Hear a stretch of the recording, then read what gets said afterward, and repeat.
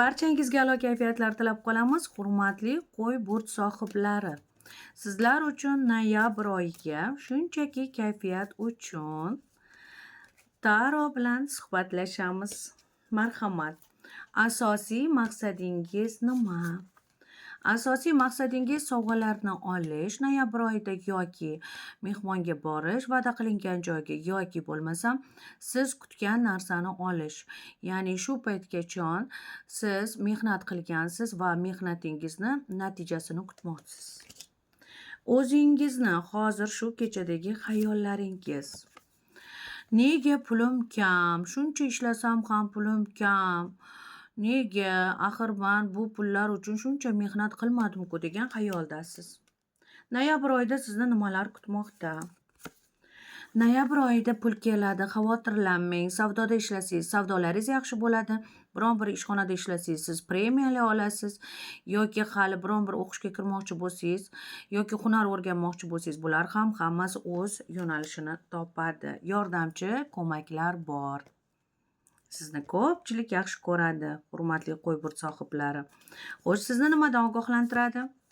Sizni ogohlantiradi, sizda minnatdorchilik bo'lishi kerak. Ya'ni sizda mana shu erishgan yutuqlaringiz, oilangiz, bolangiz yoki hali turmushga chiqmagan bo'lsangiz yoki uylanmagan yigit bo'lsangiz ham shu paytgacha, shu noyabr oyigacha erishgan yutuqlaringizni mulohaza qilib, shukronalikda bo'lishingiz kerak. Faqat kayfiyatingizni o'zingiz ko'tarasiz.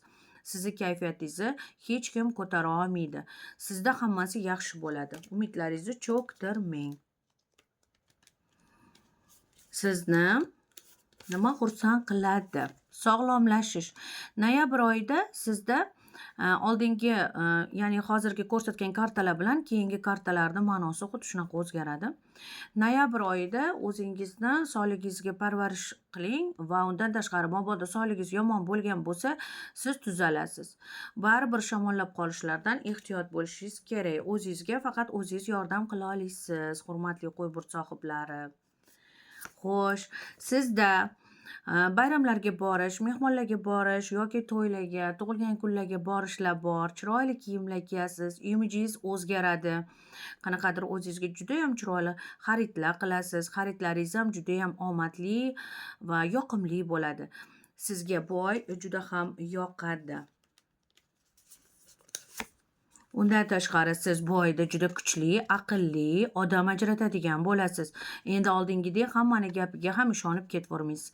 Siz o'zingizga nima kerakligini ya'ni bilib, siz juda ham kuchli bo'lasiz. Erkak bo'lasizmi, ayolmi? Siz o'zingiz sezasiz.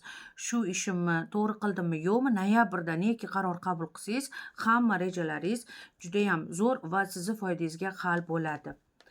Sizga faqat o'zingizga, ya'ni o'zingizga ko'proq ishonasiz. Faqat o'zim hal qila olaman, meni hech kim tushunmaydi deb o'ylaysiz, lekin bu ham xato. Sizni yaxshi ko'ruvchilarga ham ishonishingiz kerak. Unda sizda yolg'izlik bo'lib qolishi mumkin. Ya'ni sevgi munosabatlarida konfliktlar yoki ona bola o'rtasidagi munosabatlarda yoki ota o'g'il munosabatlarida, ishxonada, kontraktda xo'jayinlar bilan urushib qolishni tavsiya qilmaymiz. Faqat o'zingizga o'ta ishonib. Sizga albatta hozirgi paytda xuddi kamroq puldek ko'rinmoqda, xuddi mehnatingizga yarasha javob ololmadingizdek, kamroq topgandek bo'lyapsiz. Xuddi go'yoki butun bir tashvishlar sizni yelkangizda, hammasini siz o'zingiz ta'nit qilayotgandek bo'lyapsiz, lekin bu hammasi sevgi uchun bo'lyapsiz. Siz o'zingizni kasbingizni yaxshi ko'rasiz, oilangizni yaxshi ko'rasiz. Hatto o'zingizni ham yaxshi ko'rasiz. Bu barchasiga sevgi va sizga butun bir tashvishlar yelkangizda emas, bu fikrlarni chalg'itib yuboring. Ya'ni bu sizda doim ko'makchilar bo'lgan, sizni qo'llab-quvvatlovchilar bo'lgan. Sizda to'g'ri odam ajratishlar boshlangan, endi odam ajratadigan bo'lib qoldingiz. Shu narsaga majbur bo'ldingiz. Ammo siz baribir odamlarni sevishda davom eting. Ya'ni hurmat qilishda davom etishingiz kerak. Kechqurunlari bezovtalik, qo'rqinchli tushlar, har xil vahimalar bo'lmoqda sizda.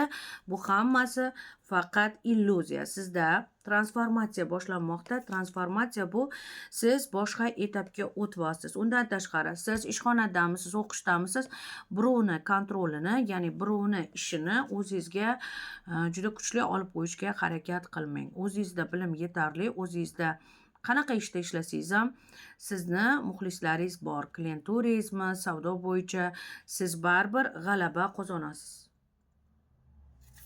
Shu hammasi yaxshi, faqat konflikt kerak emas va yomon xayollarga berilish kerak emas. Marhamat, noyabr oyi sizga omad keltirsin.